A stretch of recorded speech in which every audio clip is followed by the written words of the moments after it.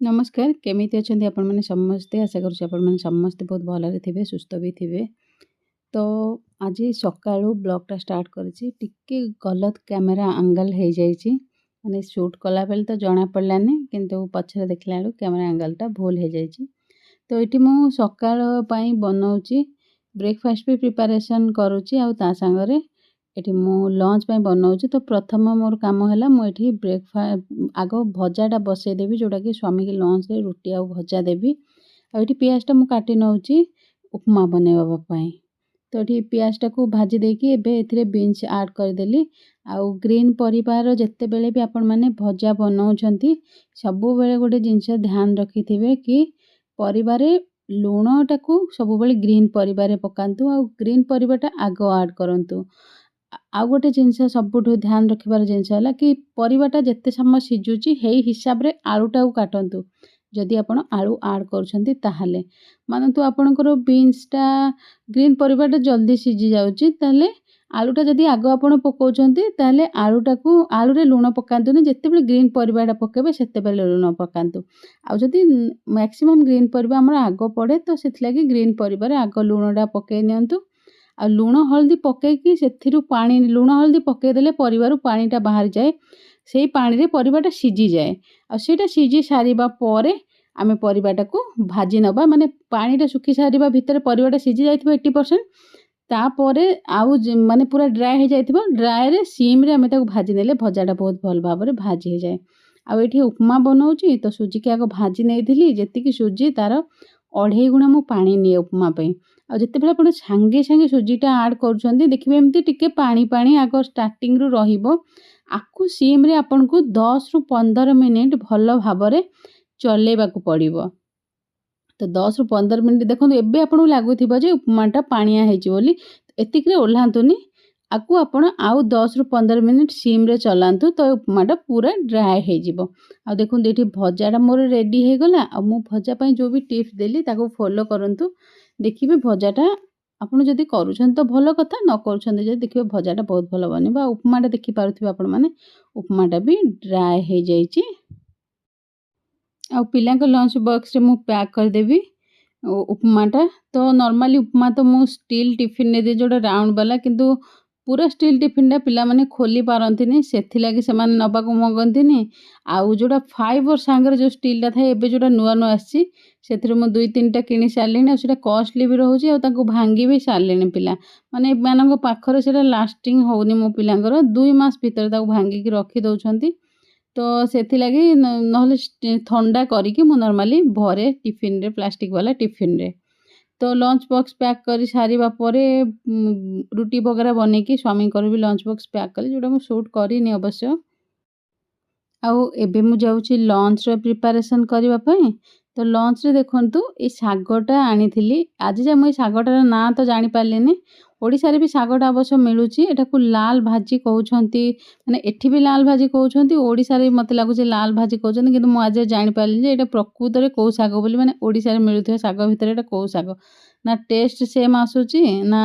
आ देखंतु साग जहा लिफी वेजिटेबल्स को एमिति भाबरे पेपर रे पैक कर देले तार पानीटा सोक करिनी। आ जतिकी आगुआ झाउली की थाए झाउली जाइतला सेतिकी तो झाउली जाइछि नहले बाकी पूरा भेजिटेबल्सटा फ्रेश रहे माने साग हैला धनिया पत्र हैला एई टाइप रो जिंस को जदि आपण माने एमती कागज पैक रे पैक करके तापर ता पॉलिथिन भीतर रखुचंती ताले सेटा जल्दी खराब होबन जेमती पची जाए पानी लागिकी। तो एमती रे पानीटा सोक करनबा बहुत भलो भाबरे ताकू पेपर रे आपण को रोल करबा को पड़िबो। आ एई सागटा देखंतु केवल तार पत्र ही मु बाहर करनिए।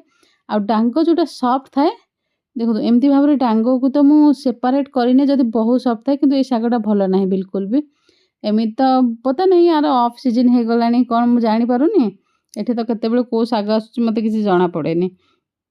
शीत दिने टिके अलगा प्रकार साग मिले आउ खरा दिने तो जाना नहीं एई सागटा आसे आउ पालक वालक भी आसे। तो एठी मते नॉर्मली बुझा पड़ेनी एई सागटा को केमिति बनेबे। हाँ पोई आउ पालक ए सब नॉर्मल साग जोटा आम पटे मिले सेटा तो मिले बाकी ओडिसा रो साग को मु बहुत मिस करे एठी सतरे किंतु कोन करबा एठी तो मिलेनी से सब जेमती हला हमर कोसला साग आ गुडे जोटा पत्र वाला साग बामडा साग आग तो मु प्रथम भाबुली एटा सेई साग बोली किंतु टेस्ट अलगा आसे कि सारो फारा एठी दे दोछंती तो बेले बेले शागटा बहुत भल लगे और बेले बेले भल लगे तो एमती किसी चले आमती पत्र तार काढ़ी नब आ डांगटा को मुझे अलग बाछिकी रखिदिए ताकू आग पियाज पकईकी जदि भाजुची मुझे डांग को अलग भाजिकी आग डांग पकईकी शागटा पकाए किंतु यही शागर कंडीशन ना भाजिया बरिका आपको रांधिबा को ही पड़ो। तो रांधिबा ये डालमा मु पूर्व कर भात डालमा आउ एठी शागटा देखो ये फुटण दे देइछि सोरिष फुटण दे देइछि सोरिष रसुण ए दुटाक आम फुटण देदेबा आउ जेहेतु शागटा पूरा माने एते सॉफ्ट नहीं माने सॉफ्ट कौन छन छन शागटा तो भाजिया भल लगे किंतु एटा न रांधिले खाई हबनी एटा पानी बेलाटे देकी सिझेबाकू पड़िबो आकू।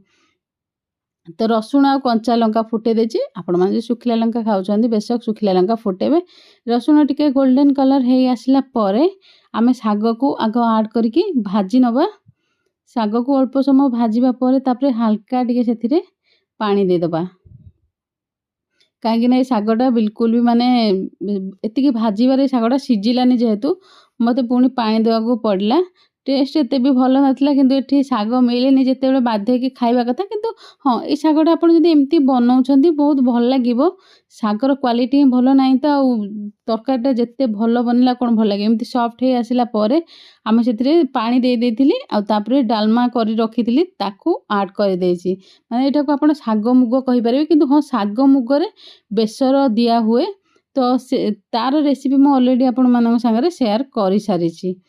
तो एमिति भाव में यही शागटा बनईदेली मु आपको पूरा ड्राए हवा जाए आम कुक कर नबा जेहेतु मोर शागटा सिझिबार भी अच्छी आम घोड़े नबा एमिति भाव में देखो यही कंडीशन जाए आम कुक कर नबा पूरा ए ड्राए हो जाए माने ठीक ठाक लगुला ओके ओके टाइप रो मुझे कहीपर कहीं शागर क्वालिटी भल ना तो आप जिते भल बनइले से भल लगे ही ना। तो एमिति भाव में यहाँ हूँ आमर आज लंच थाली तो मु तो पखाल भात खाइबी और पिला माने खाइबे गरम भात तो पखाल भात में देखो मुझे नहीं भजा आ शाग रंधाटा और ता संगे काकुड़ी आउ आंब यहाँ हूँ पखाल भात। तो पखाल भातटा तो ये एमती ही दही पकईकि आम करूँ आ पिलांक मु गरम भातटा काढ़ी नौछि।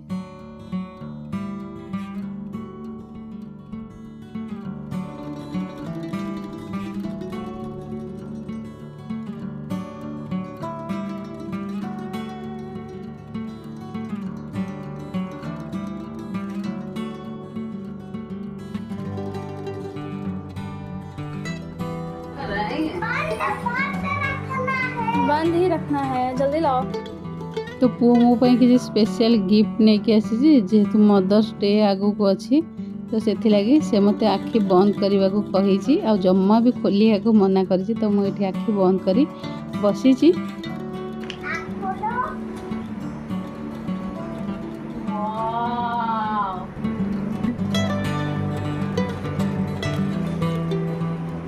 लाओ दिखाओ अंदर।